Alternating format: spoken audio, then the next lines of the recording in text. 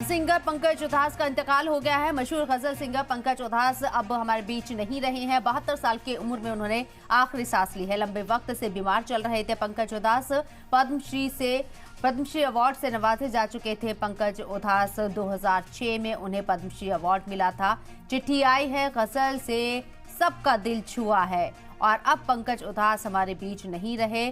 72 साल की उम्र में उन्होंने आखिरी सांस ली। इसके साथ ही आपको बता दें कि बचपन से ही उन्हें म्यूजिक का शौक था और जिस घर से वो आते हैं वहां संगीत का माहौल था और 6 साल की उम्र से ही उन्होंने म्यूजिकल की दुनिया में कदम रख दिया था। और जब तक वो जिंदा रहे म्यूजिक की दुनिया से बाहर नहीं आए, उसी दुनिया के होकर रह गए।